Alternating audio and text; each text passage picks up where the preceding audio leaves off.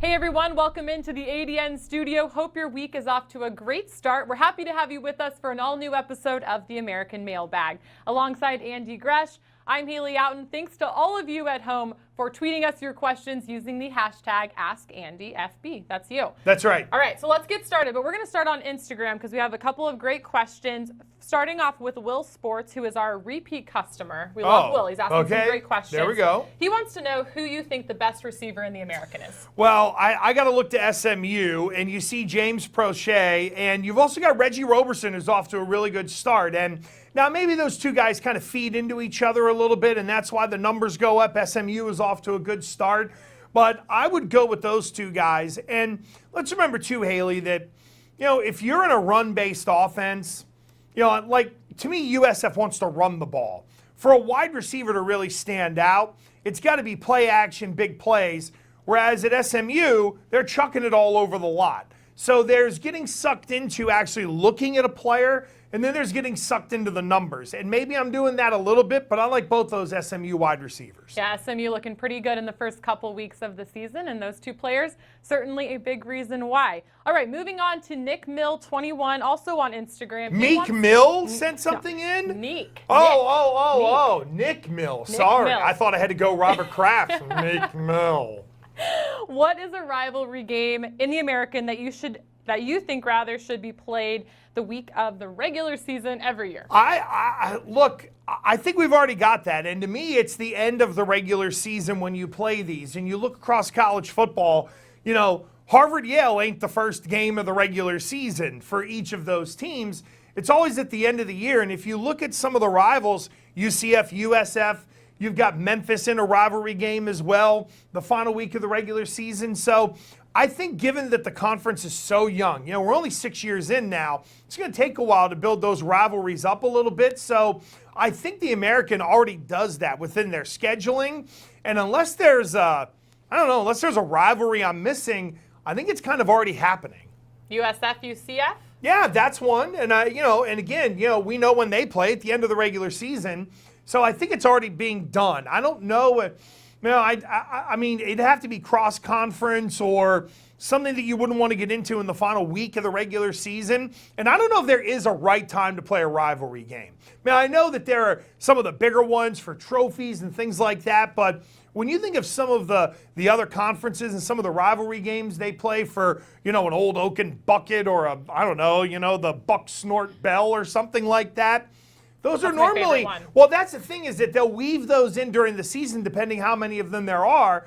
But again, I just go back to like Ohio State and Michigan play the last week of the regular season. So I think the American has already built the rivalries into their schedule for the final week. All right, moving on to Twitter, Brandon Hutchinson.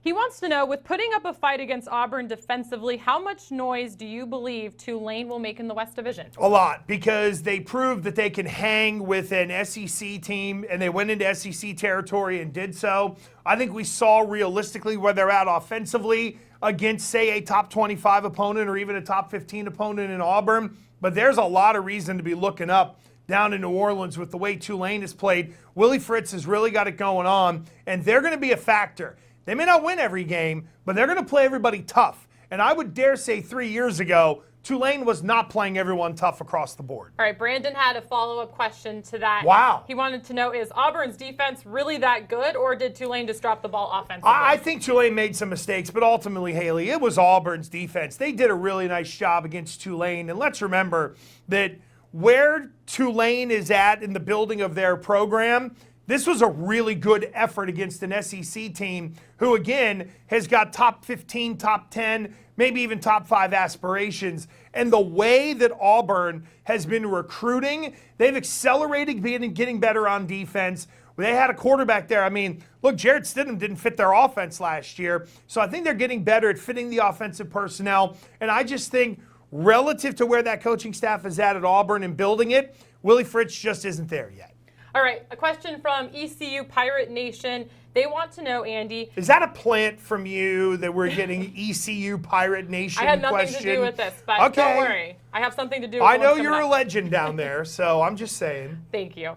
All right, from ECU Pirate Nation, they want to know ECU's spread option offense versus Navy's triple option offense. Your thoughts? That triple option offense is really difficult to get ready for. And let's remember this about Mike Houston.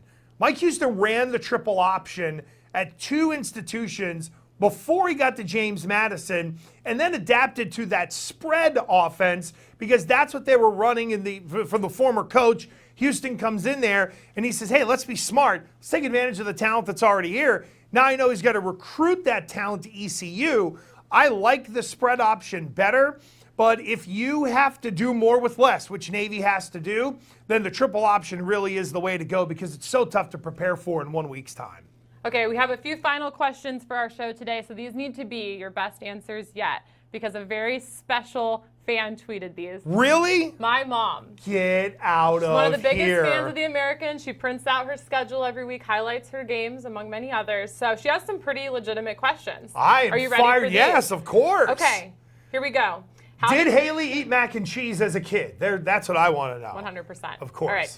How does Cincinnati bounce back from the Ohio State loss? I think they're going to bounce back quite nicely because, look, I think we knew there was a chance that it was going to be a rough day in the horseshoe against Ohio State. And I just believe that Cincinnati is good. Look, Michael Warren ran it well game 1, didn't run it well against Ohio State. I don't think that, you're throwing the baby out with the bathwater. And Desmond Ridder has shown the appropriate amount of maturity that I think they're going to be able to get through this. We knew this was a play-up game for Cincinnati. But let's remember, too, Luke Fickell is only a couple of years into him building Cincinnati, just like Willie Fritz down at Tulane. So I think they need some time, but I expect them to bounce back in a big way. The battle for the victory bell this weekend in Cincinnati. So a rivalry game, right? Because there's something on the line, so it's got to be a rivalry Exactly. game. All right, next question. She wants to know, what are the keys to the Houston-Washington State game? Boy, I think that for Houston, they've got to find a way to be able to run the ball. Washington State has had issues against the run, but conversely, against the air raid offense, this Houston defense has really struggled, and they've struggled pretty much against everybody as of late. So I want to see them try to run the ball, keep Washington State off the field as much as possible. Then that defense is at least going to be able to survive, and you hope De'Aaron King puts up 35 to 42 points. All right, final question, and if I was eligible to submit questions to our mailbag, I think this would be the one that I would ask. So she wants to know what's going on with the UCF quarterback situation, who will start this weekend, because this week we found out that Darryl Mack Jr. has been cleared to play. So technically 4 quarterbacks on the table going into this game where they're hosting Stanford. Yeah, and look, I think it seems like Josh Heupel is comfortable with any one of those guys in there. And it's tough when you have the revolving door at quarterback because your offensive lineman can't get used to one guy. Maybe you have one who moves around a little more in the pocket. One is a little more stationary. One is better at running the zone read. So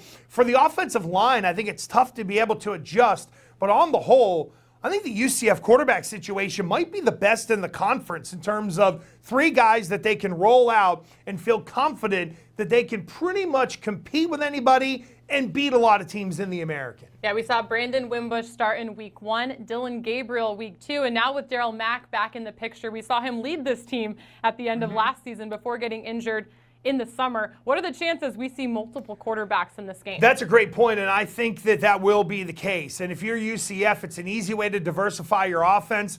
And let's remember, too, we don't know how healthy Darryl Mack is. So as much as they'd love to get him in there, it may be that they got to spoon feed him a little bit to be able to protect him, but to get his feet wet to get him ready for the conference games down the road. All right. Well, thanks to all of you at home for submitting your questions. And Haley's mom. I think my mom might be coming for my job. She is like always one step ahead of me. She teaches me everything I know. Is she good on that there phone gizmo? What does that even mean? I'm just saying that I don't know. I'm just assuming that because I know my parents, they know how to text and that's about it. She's all like when it came to putting all this whatnot together and setting up the studio and everything, I mean, that's where you'd have to jump in. Yeah, no, she's fantastic. So appreciate her as well as the rest of you at home. Looking forward to seeing all of your thoughts, comments, and questions next week. Make sure to use the hashtag AskAndyFB. You can find us on Twitter, Instagram, as well as Facebook. Join us later this week for an all-new episode of The American Huddle. We'll see you then.